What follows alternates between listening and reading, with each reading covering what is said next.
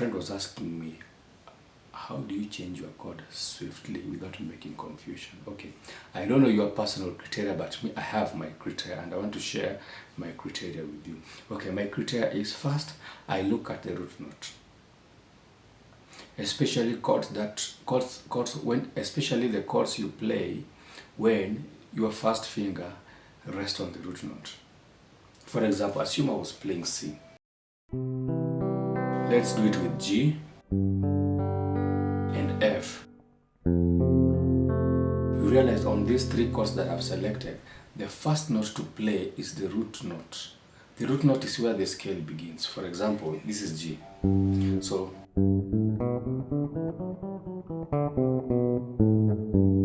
this is where the scale begins. That is the root. That is the key of the song if you are pitching a song.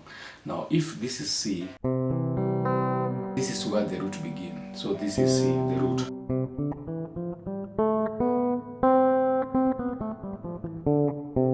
And the same to F. This is where the root begins. So do, re,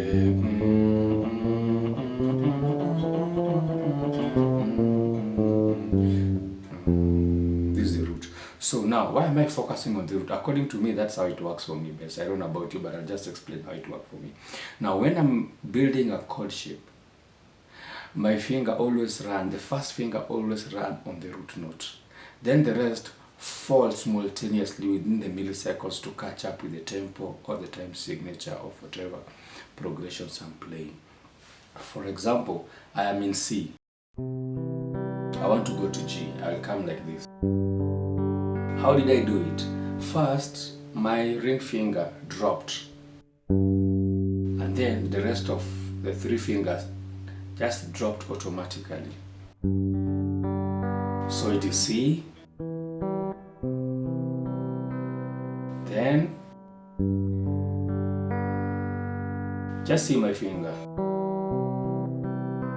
C, that is G, F,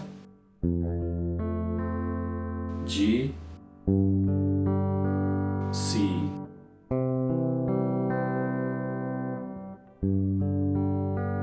F, G, C. If you are keen enough, you'll realize my ring finger first holds C, then the rest of the three falls. If it was G, my ringer first holds G, then the rest of the fingers fall.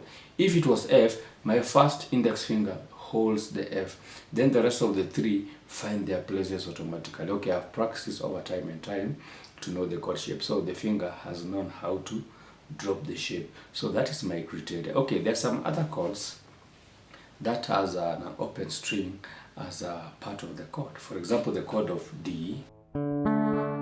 This is D, but we still have an open D here. This is an open D. So as much as I will focus on the first finger to drop on the fretboard, as I was doing on the other chords, but here in this case scenario, I'll focus on this open chord. So assume even I was in G, then doing D. Index finger will fall, then the rest will find their place, but the first plucking begins from.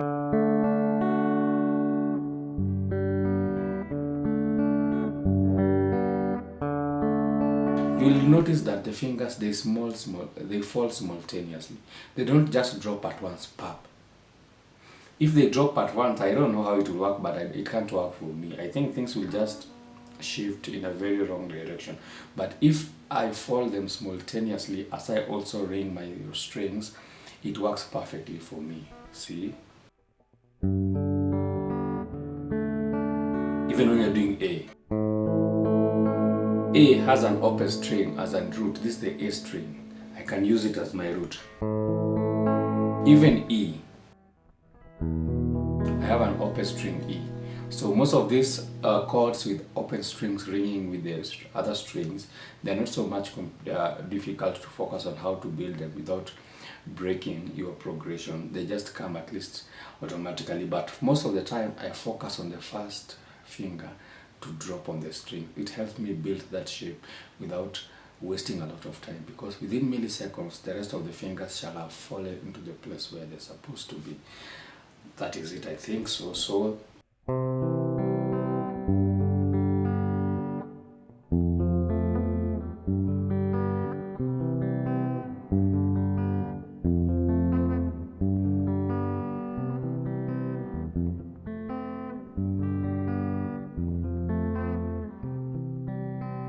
even if I had to play maybe a minor chord, maybe a B minor for example, this is a B minor, I will focus on this first finger. You know, it almost takes the shape of an F backward, but I've dropped all these three downwards then here. So if I have to play that a minor, this one is automatically asked to drop. Basically, it just gives me a bearing where my fingers will. If I start, for example, okay, I've said I start with this index finger, so I drop it there, then this one comes here, this one comes here, then this one drops last, then C, C,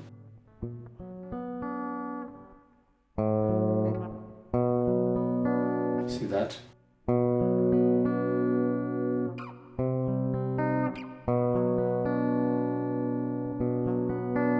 So maybe I was doing D, and A, in G, D, A,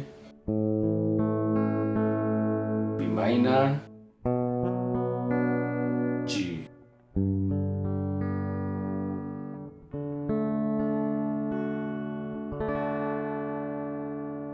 I hope that helps.